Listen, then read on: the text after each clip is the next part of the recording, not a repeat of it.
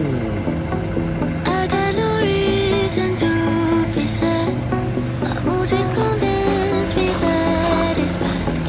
With every emotion. Paano nga ba ako nakakuha ng lisensya ng truck dito sa Japan?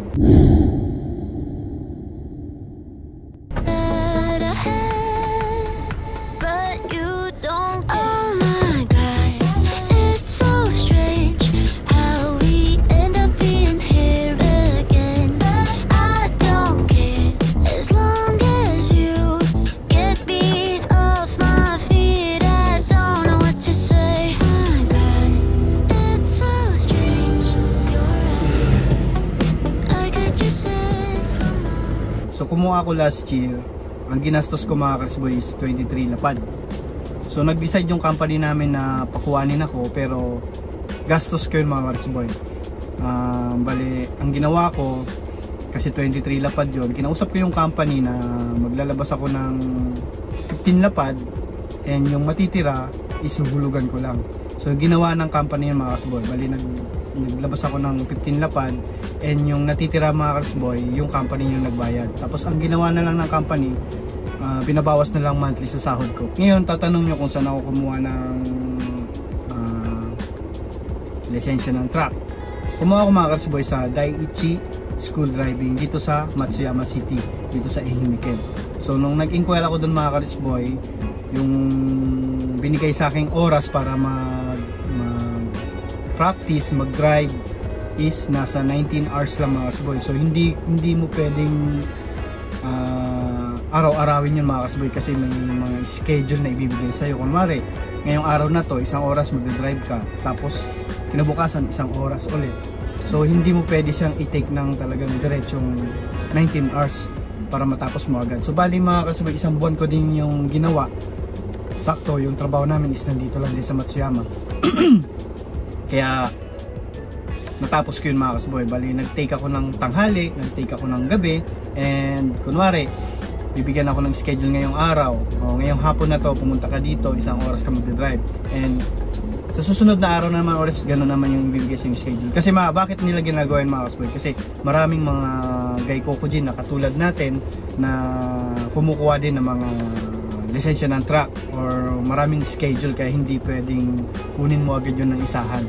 So bali mga isang buwan ko din yun mga Karsboy ginawa, nag-practice, nag-drive. Pero ang kagandahan lang mga Karsboy, kasi marunong na tayong mag-drive ng manual, kaya medyo nandalian na lang ako.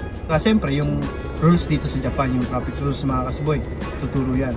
And hindi mawawala mga Karsboy kapag ka magpa-practice ka dun sa school driving, yung magsasalita ka Migiyos, Hidarios, Sayuyos, Ushiroyos. Hindi mawawala yan mga Karsboy. Kaya nadalian na lang ako mga Karsboy, kasi siyempre may experience na ako. Kasi nung unang-una nagpakiriki ako ng lisensya ko dito sa Japan, ganun din naman yung ginawa. May sasabihin ka kapag liliko ka, pupunta ka sa kanan, pupunta ka sa kaliwa, Hidarios, Sayuyos, Ushiroyos, yan sa. Hindi mawawala yung mga Karsboy. Kasi pagka hindi mo ginawa yun mga Karsboy, kapag hindi ka nagsalita, out ka na agad. Hindi ka makakapasa sa exam. So, ang ginawa sa akin, test drive ako sa loob ng school, and after nun, nag-test drive ako sa labas. So, ayun lang mga Karsboy yung ginawa ko, and one take lang mga Karsboy, nakapasa ako. So, madali lang siya mga Karsboy, lalo na kapag marunong ka na mag-manual. Ang inaral ko lang mga Karsboy, kasi dito sa Japan mga Karsboy, nasa kanan yung manobela.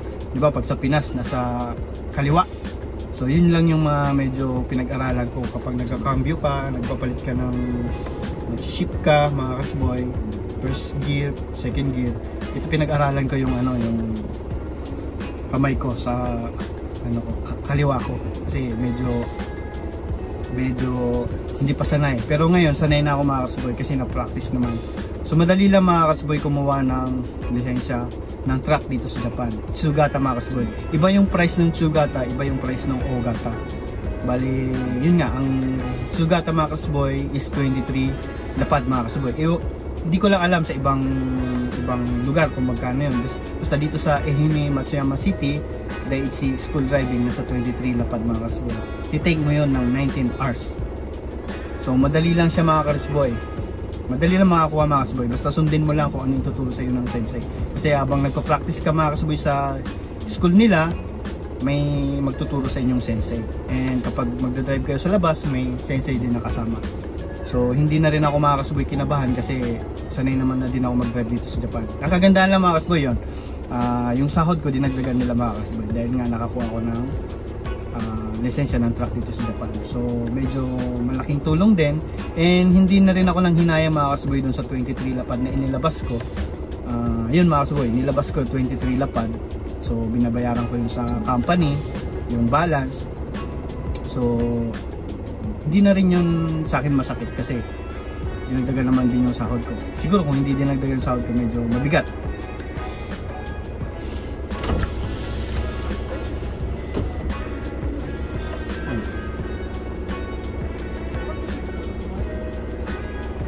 Okay, watashi mae ikimasu.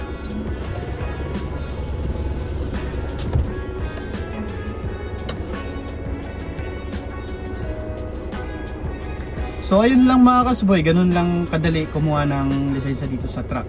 Para sa akin madali siya kasi meron naman na din akong lisensya ng Japan.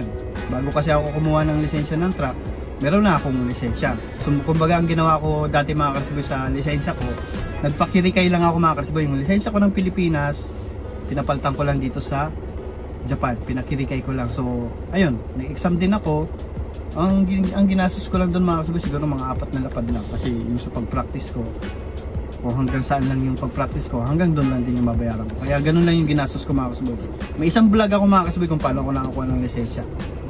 So ayun lang mga kasboy, ganun lang kadali makakuha ng lisensya dito sa Japan ng Sugata truck. Dapat ko lang ulit.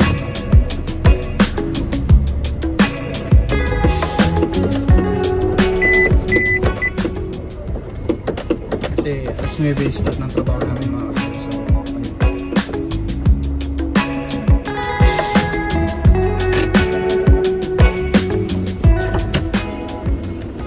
So yung requirements nga pala mga kasboy sa pagkuha ng lisensya ng truck is yung lisensya nyo mismo, kasi check nila yon kung talagang required ka ng makakuha ng lisensya ng truck dito sa Japan. So sa akin kasi 3 years na din yung lisensya ko, 3 years may higit na. So pinayagan nila akong kumuha ng Sugata truck. So ayun lang naman mga kasboy yung check nila, yung company kung saan ka nagtatrabaho. So ayun lang yung mahanapin sa inyo mga kasboy. And after nun magbabayad ka sa kanila and schedule ka nila kung kailan ka na pwedeng mag-start mag-practice ng pag-drive ng truck. So ayun lang mga kasboy, hanggang sa muli.